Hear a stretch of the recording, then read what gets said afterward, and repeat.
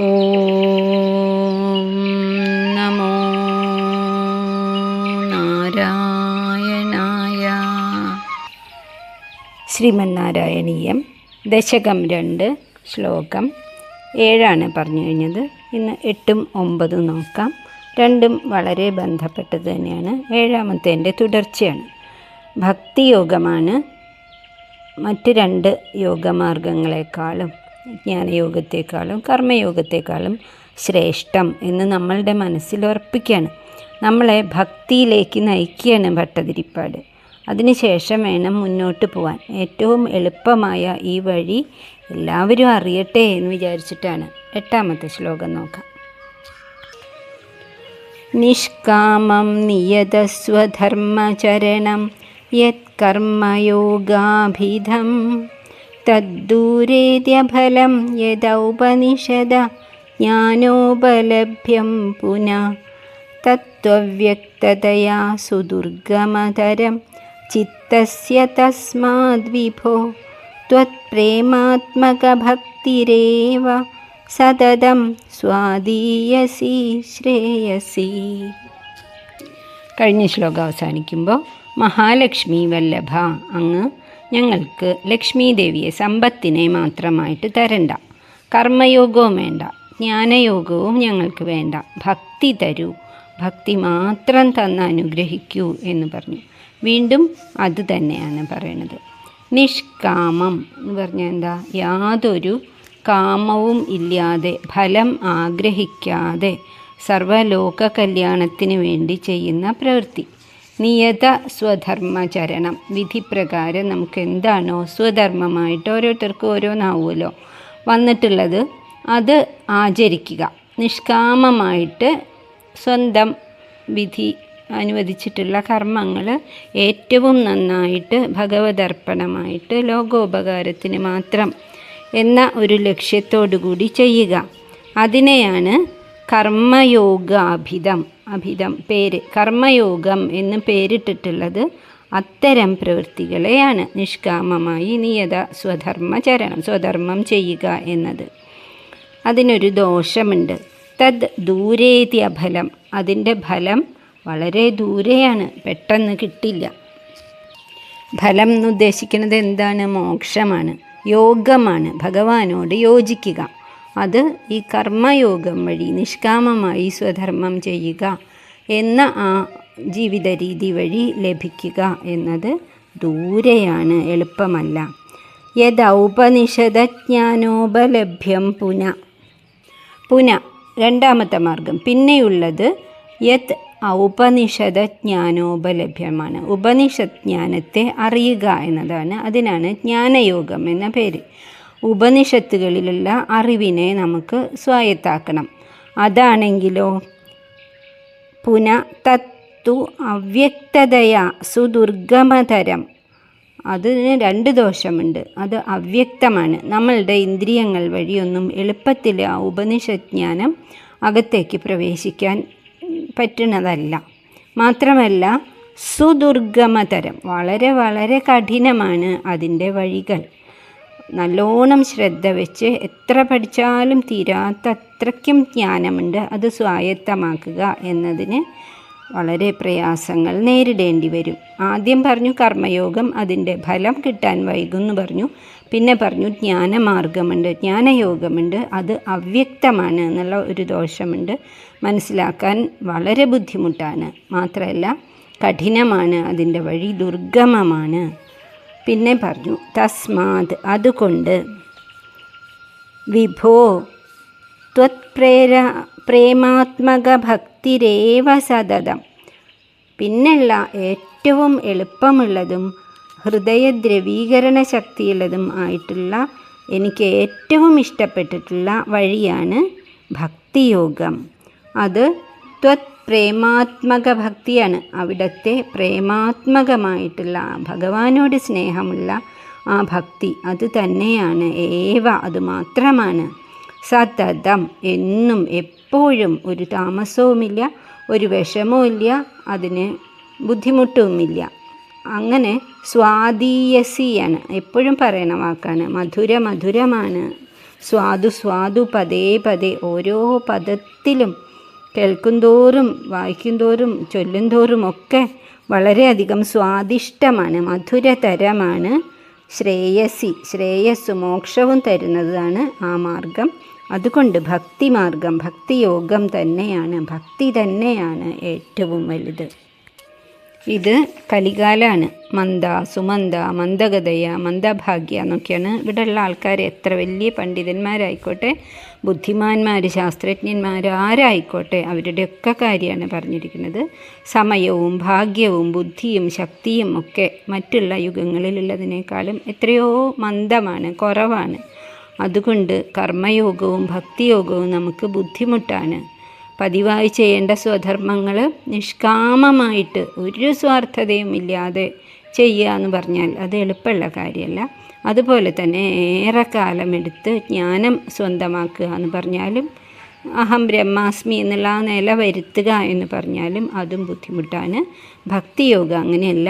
ഭക്തി ഉള്ളിൽ പ്രവേശിക്കുന്ന ഉടനെ ആ നിമിഷം തന്നെ മനസ്സ് ശുദ്ധമാകും, ബുദ്ധിക്ക് തെളിച്ചുണ്ടാകും, ആനന്ദ കണ്ണുനീര് വരും എന്നൊക്കെ കഴിഞ്ഞ ശ്ലോകത്തിൽ പറഞ്ഞുവല്ലോ, രോമാഞ്ചമുണ്ടാകും.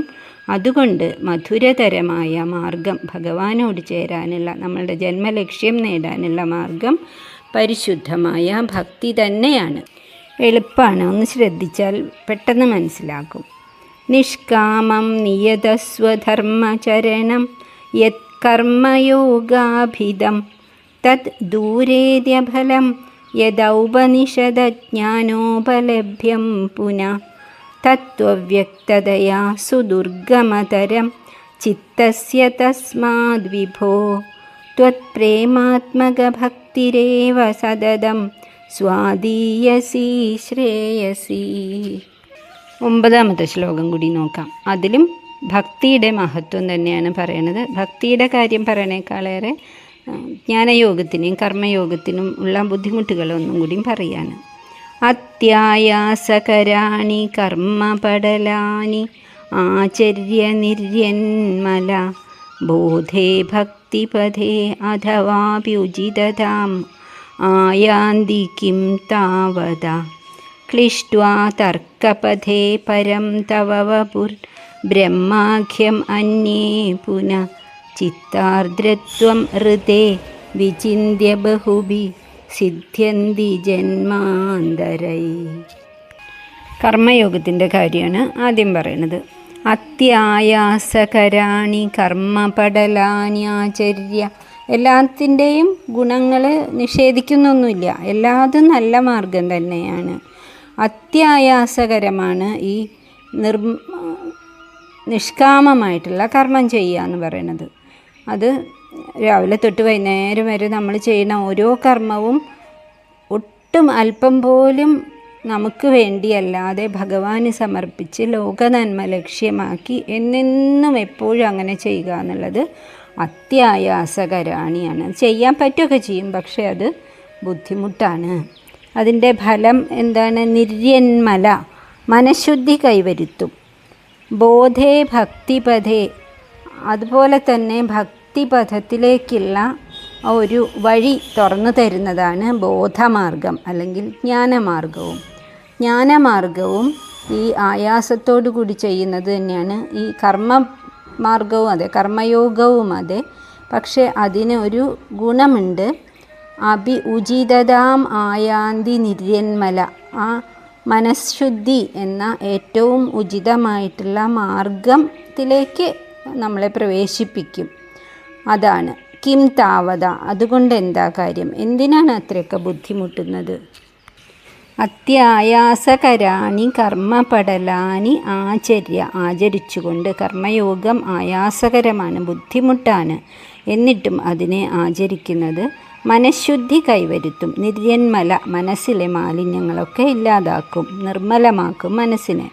അതുപോലെ തന്നെ ബോധേ, രണ്ടാമത് പറഞ്ഞ ജ്ഞാനമാർഗവും അങ്ങനെ തന്നെയാണ്, ക്ലേശകരമാണ്. വിസ്തരിച്ച് കഴിഞ്ഞ ശ്ലോകത്തിൽ പറഞ്ഞല്ലോ. അതും നിർയന്മല, മനസ്സിനെ നിർമ്മലമാക്കും. എന്നിട്ട് ഭക്തിപഥേ അഥവാപി ഉചിതതാം ആയാന്തി. ഭക്തി മാർഗത്തിലേക്ക്, ഭക്തിക്ക് പ്രവേശിക്കുവാനുള്ള മനഃശുദ്ധി കൈവരുത്തുന്നു, നമ്മളെ അതിന് അർഹതയുള്ളവരാക്കി തീർക്കുന്നു. ശരിയാണ്. താവതാക്കിം, എന്താണ് എന്നിട്ട് കാര്യം? അതിനേക്കാളും എളുപ്പത്തിൽ ഇതൊന്നുമില്ലാണ്ട് തന്നെ ഭക്തിയിലേക്ക് പ്രവേശിക്കാമല്ലോ. ക്ലിഷ്ട്വാ തർക്കപഥേ പരം. ഇനി വേറെ ചിലരുണ്ട്, അവരെന്താ ചെയ്യണത്? അന്യേ പുന തർക്കപഥേ ക്ലിഷ്ട്വ എന്നാണ്. ഇനിയും വേറെ പുന യുക്തിയുടെ മാർഗം, തർക്കപഥം, തർക്കിച്ചും ശാസ്ത്രീയമായിട്ട് പരീക്ഷിച്ചറിഞ്ഞിട്ട് മാത്രം വിശ്വസിക്കുക, സത്യം അതാണെന്ന് അവസാനം സമ്മതിക്കും. അങ്ങനെയുള്ളവർ, അവരാണ് ഈ നിർഗുണ ആരാധന ചെയ്യുന്നവർ. അത് ക്ലിഷ്ട്വ, വളരെ ബുദ്ധിമുട്ട് തന്നെ ആണ്. ചിത്താർദ്രത്വം ഹൃദയ, അതിന് ബുദ്ധിമുട്ടുണ്ട്, ക്ലേശങ്ങളുണ്ട്, താമസമുണ്ട് എന്ന് മാത്രമല്ല, വേറൊരു പ്രധാന ദോഷമുണ്ട്. ചിത്താർദ്രത്വം ഹൃദയ, ഏറ്റവും സുന്ദരമായി അനുഭവിക്കുന്ന ആ മനസ്സിലുള്ള ആനന്ദ നിർവൃതി, അതാണ് ചിത്ത ആർദ്രത്വം. ചിത്തത്തിനെ ആർദ്രമാക്കുക, അത് ഹൃദയ, അതൊഴിവാണ്, അതവർക്ക് ലഭിക്കില്ല. ആ ആനന്ദാനുഭവം അവർക്ക് ലഭിക്കില്ല. അവരെപ്പോഴും ഗൗരവത്തോടെ പഠനത്തിൽ മാത്രം ഹൃദയത്തിനെ അർപ്പിച്ചിട്ടുള്ളവരാവും. എന്തായാലും അവരും മോക്ഷത്തിലെത്തും. പക്ഷേ സിദ്ധ്യന്തി ബഹുഭിജന്മാന്തരേ എന്നാണ്. ചിന്തിച്ചും കാര്യങ്ങൾ കണ്ടെത്തിയിട്ടും അവർ സിദ്ധി കിട്ടുന്നത്, അവർക്ക് മോക്ഷം കിട്ടുന്നത് ജന്മാന്തരൈ ബഹുഭി, അനേകം ജന്മങ്ങളിൽ കൂടിയായിരിക്കും. അതുകൊണ്ട് ഈ തർക്കത്തിൻ്റെ വഴിയും ജ്ഞാനത്തിൻ്റെ വഴിയും കർമ്മത്തിൻ്റെ വഴിയും അല്ല ശ്രേഷ്ഠം, ഭക്തി തന്നെയാണ് എന്ന് സ്ഥാപിക്കുകയാണ്. തർക്കപഥേ ക്ലിഷ്ട്വ അന്യേ പുന, വേറെ ചിലർ ഈ തർക്കചിന്തയിൽ മാത്രം പെട്ടിട്ട് ചിത്താർദ്രത്വം ഹൃദയ, മനസ്സിൽ യാതൊരു കാരുണ്യവും ഇല്ലാത്തവരായിട്ട് ബ്രഹ്മാഖ്യം, ബ്രഹ്മം എന്ന് പറയുന്ന അവിടുത്തെ മറ്റൊരു പേരാണല്ലോ, ഭഗവാൻ, പരമാത്മാവ്, ബ്രഹ്മം എല്ലാം ഒന്ന് തന്നെയാണല്ലോ. അങ്ങനെയുള്ള അവിടുത്തെ വപു, അവിടുത്തെ ആ നിർഗുണമായിട്ടുള്ള രൂപം വിചിന്യ, അതുമാത്രം ധ്യാനിച്ചിരിക്കും. ബഹുബി ജന്മാന്തരായി സിദ്ധ്യന്തി, വളരെ ജന്മങ്ങൾ കൊണ്ട് മോക്ഷം പ്രാപിക്കുകയും ചെയ്യും. സാധാരണമായിട്ടുള്ള ഒരു ഉദാഹരണം പറയുകയാണെങ്കിൽ, നമുക്കൊരു കെട്ടിടത്തിൻ്റെ മുകളിലേക്ക് കയറണം. ഒരു 4-5 നിലയുണ്ട്. അത് വേണമെങ്കിൽ സൈഡിൽ കൂടെ തൂക്കിയിട്ടിട്ടുള്ള കയറ് പിടിച്ച് ബുദ്ധിമുട്ടി കയറാം, അപ്പോഴും മുകളിൽ തന്നെ എത്തും. അതല്ലെങ്കിൽ കോണിപ്പടികൾ വഴി കയറി അവിടെ എത്താം. അതല്ലെങ്കിൽ ലിഫ്റ്റ് ഉണ്ട്, ഏറ്റവും എളുപ്പമല്ലേ ആ ലിഫ്റ്റ്. അതുപോലെയാണ് ജ്ഞാനമാർഗം ബുദ്ധിമുട്ടാണ്, കർമ്മമാർഗവും ബുദ്ധിമുട്ടാണ്. എന്നാൽ രണ്ടും അവിടെ എത്തിക്കും. ചിലപ്പോൾ പല ജന്മങ്ങൾ വേണ്ടി വരും എന്നേ ഉള്ളൂ. പക്ഷേ ഭക്തിമാർഗം വളരെ എളുപ്പമാണെന്ന് മാത്രമല്ല, ആനന്ദ അനുഭൂതിയും ഉണ്ടാക്കും എന്നാണ് പറയണത്. ശ്ലോകം ഒന്നും കൂടി ചൊല്ലാം.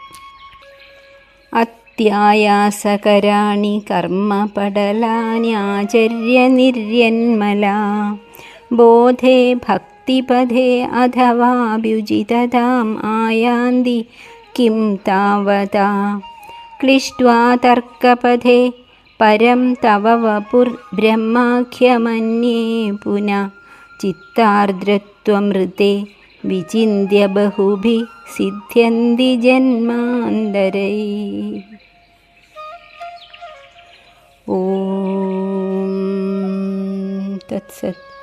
സർവം കൃഷ്ണാർപ്പണമസ്തു.